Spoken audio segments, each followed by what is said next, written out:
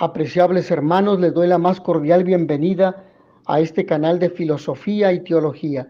Vamos a hablar de la fiesta de Pentecostés y el Espíritu Santo. Vamos a partir del texto de los Hechos de los Apóstoles en el capítulo 2, versículos 1 al 5, donde dice: al llegar el día de Pentecostés, estaban todos reunidos en un mismo lugar. De repente vino del cielo un ruido como el de una ráfaga de viento impetuoso que llenó toda la casa en la que se encontraban. Se les aparecieron unas lenguas como de fuego que se repartieron y se posaron sobre cada uno de ellos. Quedaron todos llenos del Espíritu Santo y se pusieron a hablar en otras lenguas, según el Espíritu les concedía expresarse. Había en Jerusalén hombres piadosos que allí residían, venidos de todas las naciones que hay bajo el cielo. Palabra de Dios, te alabamos, Señor. Bueno, el texto es claro y nos deja un aspecto importante que es el motivo de nuestra reflexión: la fiesta de Pentecostés, que originalmente se denominaba fiesta de las semanas, esto en la cultura judía, y tenía lugar 7 semanas después de la fiesta de los primeros frutos, cuya referencia bíblica la encontramos en el libro de Levítico, en el capítulo 23, versículos 15 al 21, y Deuteronomio, capítulo 16, versículo 9. 7 semanas son 50 días, de ahí el nombre de Pentecostés, penta, 50, que recibió más tarde. Según Éxodo capítulo 34, versículo 22, se celebraba al término de la cosecha de la cebada y antes de comenzar la del trigo. Era una fiesta movible, pues dependía de cuándo llegaba cada año la cosecha a su sazón, pero tendría lugar casi siempre durante el mes judío de Sivan, equivalente a nuestro calendario en los meses de mayo y junio. En su origen tenía un sentido fundamental de acción de gracias por la cosecha recogida, pero pronto se le añadió un sentido histórico, mejor dicho. Se celebraba en esta fiesta el hecho de la alianza y el don de la ley. En el marco de esta fiesta judía, el libro de los Hechos coloca la efusión del Espíritu Santo sobre los apóstoles en el capítulo 2, versículos 1 y 4. A partir de este acontecimiento, Pentecostés se convierte también en fiesta cristiana, y encontramos otras referencias en el mismo libro de Hechos de los Apóstoles, en el capítulo 20, versículo 16, y en la primera carta de San Pablo a los Corintios. Pero nos surge la pregunta: ¿quién es el Espíritu Santo? Según el Catecismo de la Iglesia Católica, el Espíritu Santo es la tercera persona de la Santísima Trinidad. Es la segunda misión que Dios realiza en él a la humanidad. Es el amor que existe entre el Padre y el Hijo. Es decir, habiendo un solo Dios, existen en él 3 personas distintas: Padre, Hijo y Espíritu Santo. Esta verdad ha sido revelada por Jesús en el Evangelio.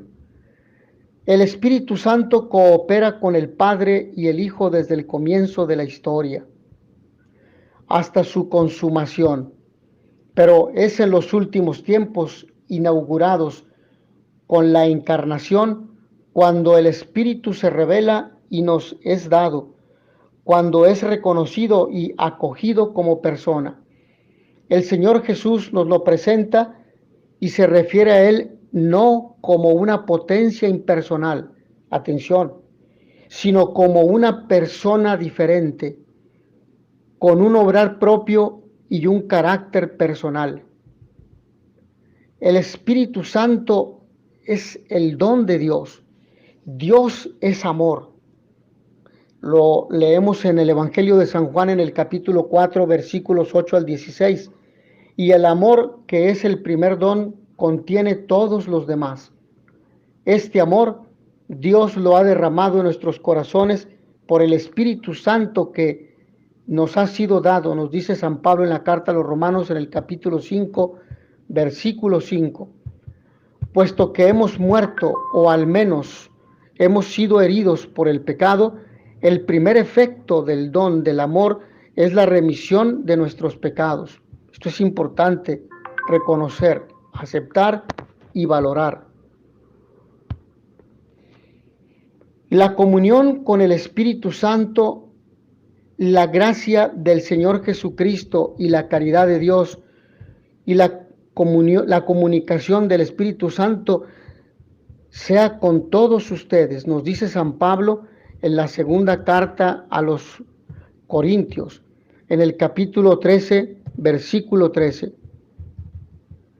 Aquí encontramos un saludo eminentemente trinitario. San Pablo se dirige a la iglesia con este saludo trinitario, es decir, en el que menciona a las tres divinas personas. Es la que en la iglesia vuelve a dar a los bautizados la semejanza divina perdida por el pecado. Por el Espíritu Santo nosotros podemos decir que Jesús es el Señor. Es decir, para entrar en contacto con Cristo es necesario haber sido atraído por el Espíritu Santo. Mediante el bautismo se nos da la gracia del nuevo nacimiento en Dios Padre por medio de su Hijo en el Espíritu Santo, porque los que son portadores del Espíritu de Dios son conducidos al Hijo, pero el Hijo los presenta al Padre y el Padre les concede la incorruptibilidad. Por tanto, sin el Espíritu no es posible ver al Hijo de Dios, y sin el Hijo nadie puede acercarse al Padre, porque el conocimiento del Padre es el Hijo, y el conocimiento del Hijo de Dios se logra por el Espíritu Santo. Por eso encontramos en el Espíritu vida de fe.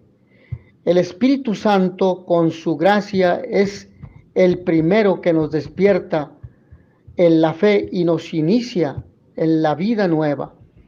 Él es quien nos precede y despierta en nosotros la fe. Sin embargo, es el último en la revelación de las personas de la Santísima Trinidad. El Espíritu Santo coopera con el Padre y el Hijo desde el comienzo del designio de nuestra salvación y hasta su consumación. Solo en los últimos tiempos inaugurados con la encarnación redentora del Hijo es cuando el Espíritu se revela y se nos da, y se le reconoce y acoge como persona. De ahí que nosotros también lo llamemos el Paráclito, palabra del griego parácletos, que literalmente significa aquel que es invocado. Es por tanto el abogado, el mediador, el defensor, el consolador. Jesús nos presenta al Espíritu Santo diciendo: el Padre les dará otro Paráclito. Esto es importante. El Padre les dará otro Paráclito. En Juan capítulo 14, versículo 16, en el Evangelio. El abogado defensor es aquel que, poniéndose de parte de los que son culpables debido a sus pecados, los defiende del castigo merecido, los salva del peligro de perder la vida y la salvación eterna.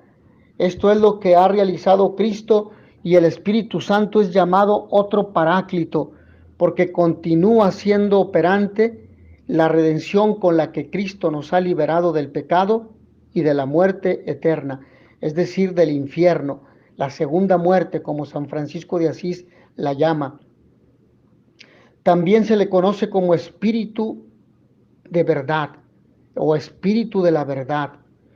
Jesús afirma de sí mismo: yo soy el camino, la verdad y la vida, Juan 14:6. Y al prometer al Espíritu Santo, en aquel discurso de despedida con sus apóstoles en la última cena, dice que será quien después de su partida mantendrá entre los discípulos la misma verdad que él ha anunciado y revelado.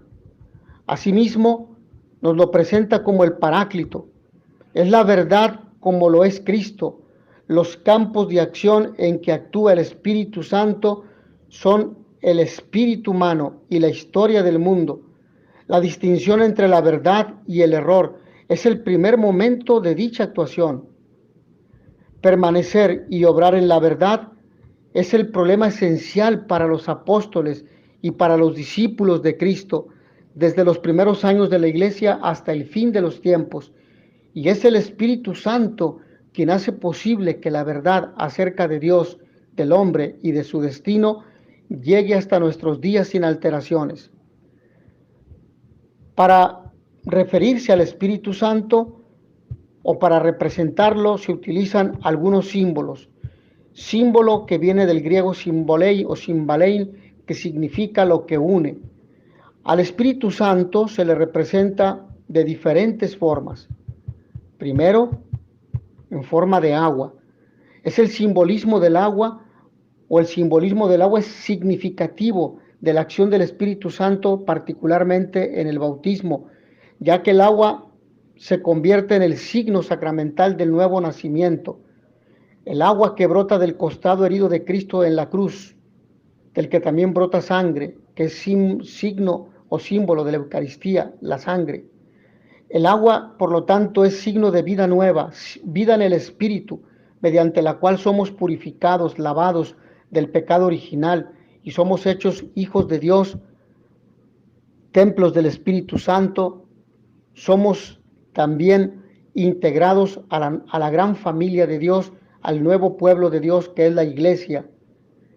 Y también somos hechos sacerdotes, profetas y reyes, sacerdotes para anunciar, sobre todo para realizar, celebrar nuestra fe en la vida ordinaria y sobre todo en los momentos de dificultad y de crisis, de persecución, y mantener la luz de la gracia y la luz de la verdad en las oscuridades de la apostasía, del cisma y de la herejía, es decir, las enseñanzas erróneas acerca de Cristo y de todo su anuncio, de la Iglesia, de Santa María Virgen, etc.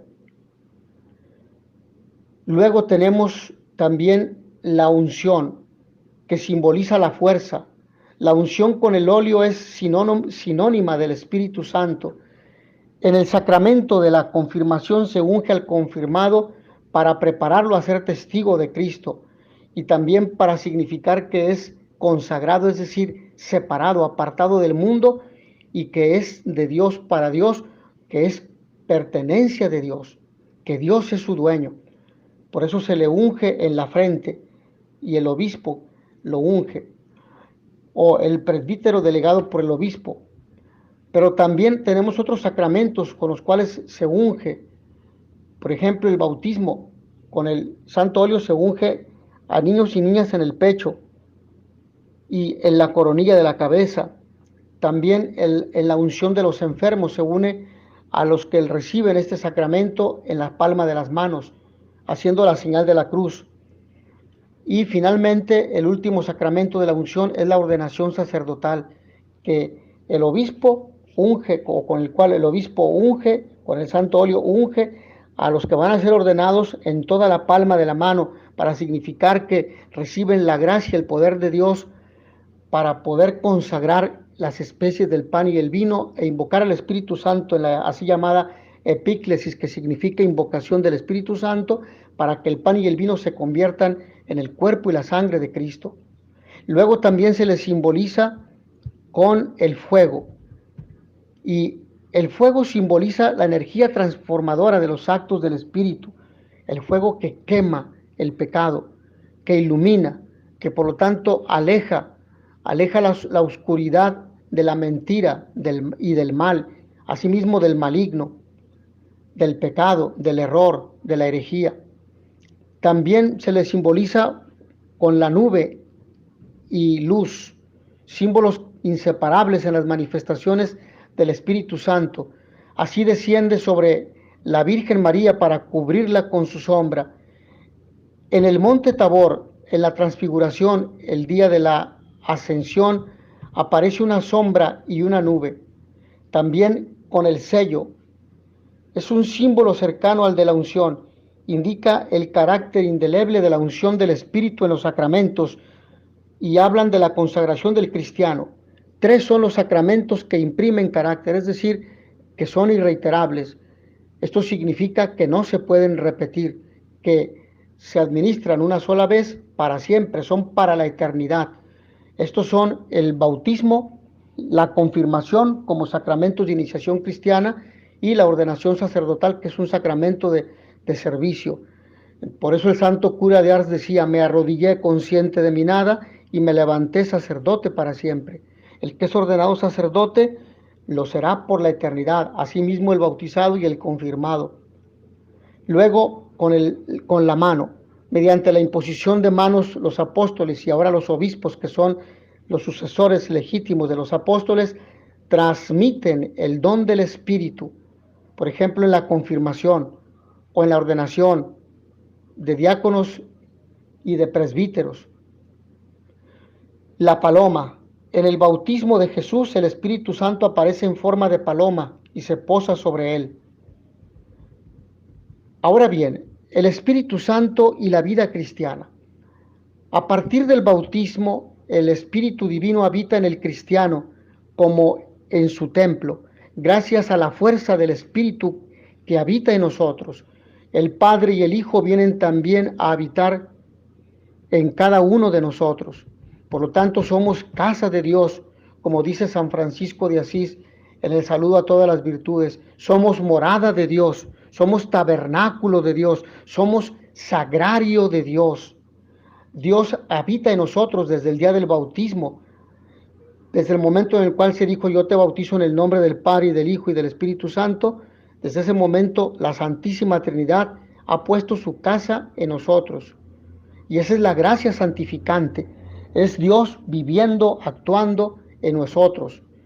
Somos marcados, por lo tanto, con la señal de la cruz y con las palabras Padre, Hijo y Espíritu Santo.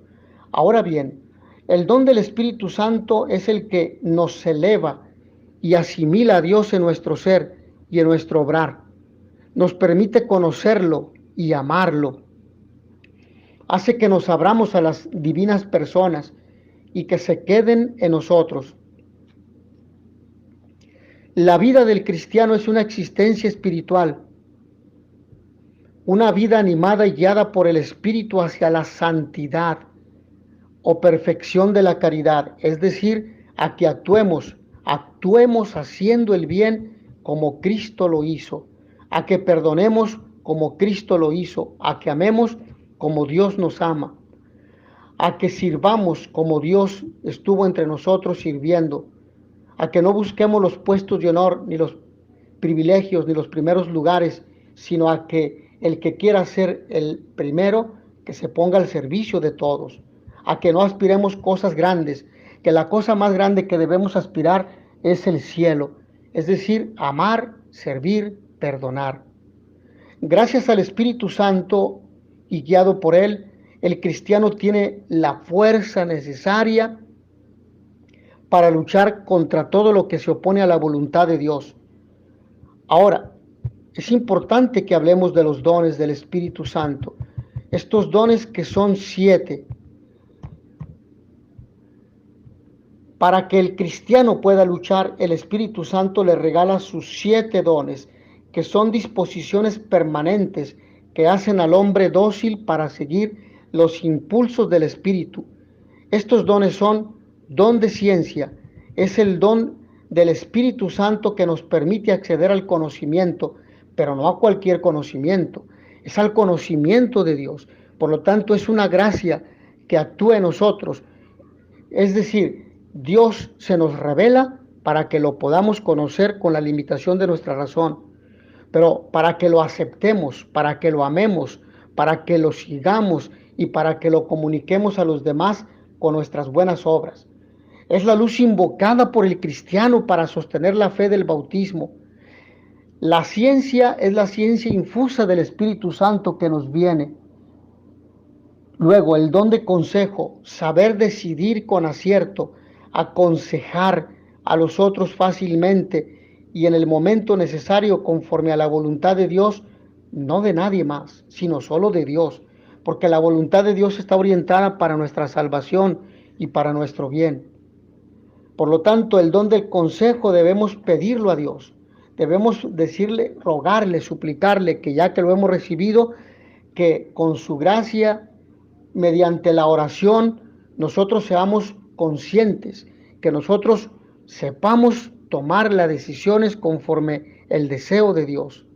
Luego el don de fortaleza, que es el don que el Espíritu Santo concede al fiel y que nos ayuda en la perseverancia. Es una fuerza sobrenatural que nos nutre, que nos anima a seguir adelante, que agranda nuestra paciencia en los momentos de dificultad, que nos motiva a caminar en las crisis, porque la crisis del griego krinein o crineo, que es un momento profundo de reflexión y en las cuales Dios nos sostiene, nos anima, nos motiva y nos da claridad para elegir conforme su deseo.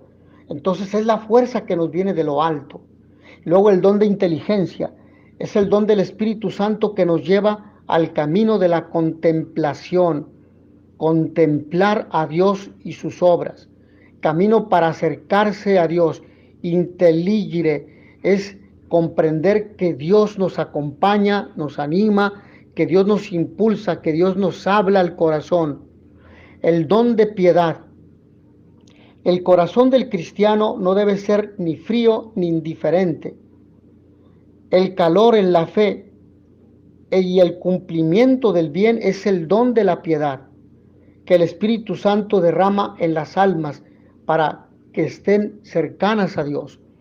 La piedad es aquel no solo sentimiento, sino aquella determinación que hace que el cristiano y la cristiana busquen a Dios como la necesidad más urgente, como el deseo más grande que puede surgir en el alma racional, que busca la verdad, y en el corazón, que busca el amor y el bien y rechaza el mal, que tiene el deseo de Dios, de su presencia, de su amor, porque nada satisface su corazón, ni sus necesidades, ni nada llena ese vacío, ningún afecto humano, ningún bien material, sino solo el amor de los amores, sino solo el tesoro más grande, la perla preciosa, que es Dios Padre, Hijo y Espíritu Santo. Y evidentemente nuestra Santísima Madre. Luego el don de sabiduría es concebido por el Espíritu Santo, que nos permite apreciar lo que vemos, lo que presentimos de la obra divina, sabiduría que viene de sapore, que nos conduce a saborear la presencia de Dios en la Eucaristía, en su palabra, en los hermanos, en los acontecimientos de los signos de los tiempos, como bien dice la Constitución Pastoral, Gaudium et Spes, gozos y esperanzas, para dar respuesta y para transformarla conforme la civilización del amor de la cual nos habla el Papa Pablo VI. La sabiduría, que es Cristo mismo, es decidir desde Cristo, amar desde Cristo, servir desde Cristo, como Él amó, como Él sirvió, como Él esperó. Luego el don de temor es el don que nos salva del orgullo, de la vanagloria, de la soberbia, sabiendo que lo debemos todo a la misericordia divina. ¿Qué tenemos que no hayamos recibido de Dios? La inteligencia, la voluntad, la actitud de servicio, la actitud de disposición, la resistencia física, los bienes materiales. Bueno, los hemos adquirido con nuestro esfuerzo, pero Dios nos dio la inteligencia, Dios nos dio la voluntad, Dios nos dio la habilidad también mental para poder resolver los problemas. Por lo tanto, todo es de Dios, todo viene de Dios. No debemos olvidarlo para evitar confusiones. Por otro lado, tenemos los frutos del Espíritu Santo. Estos son 12. Tenemos la caridad. La caridad es la base, es el don por excelencia, porque nos recuerda la esencialidad de Dios y nos recuerda que fuimos creados a su imagen y semejanza. Por lo tanto, somos seres para el amor. Si Dios es amor y somos creados a su imagen y semejanza, somos seres para el amor. Y el amor lo encontramos solo en Dios, solo en Cristo, en el Padre, en el Espíritu Santo, que es nuestro santificador, y es lo que nosotros debemos de compartir con los demás. Por lo tanto, hemos de sentirnos amados y de sabernos amados por Dios. El gozo, que no es un estado emocional para evitar confusión, que es desde el alma, desde el corazón, que nos conduce a vivir con paciencia cada momento de la vida, aún en las adversidades. La paz que nadie nos puede dar sino solo Cristo. La paciencia, que es este don que nos ayuda a agrandar sobre todo en los momentos de dificultad para evitar problemas. La longanimidad, que es esta fuerza que nos nutre, que nos capacita para no desanimarnos, para esperar otro día más y otro día más en que esto va a pasar, en que todo se resolverá con nuestro esfuerzo y sobre todo con la gracia de Dios. La bondad, ser buenos porque Dios es bueno, ser santos porque Dios es santo. La benignidad, nunca pensar en la venganza ni en devolver un mal. La mansedumbre, que no se debe confundir con la torpeza. La mansedumbre, que es imitar a Cristo, sean mansos porque yo soy manso. Entonces Jesucristo jamás devuelve mal por mal. La fe, que es un don maravilloso que nos ayuda a creer siempre en Dios. La modestia, la continencia y la castidad. Mis hermanos, que al haber estudiado este tema de la fiesta de Pentecostés y del Espíritu Santo, nos sintamos llenos de su gracia, de su luz y de su amor. A todos ustedes el Señor los bendiga y les dé la paz.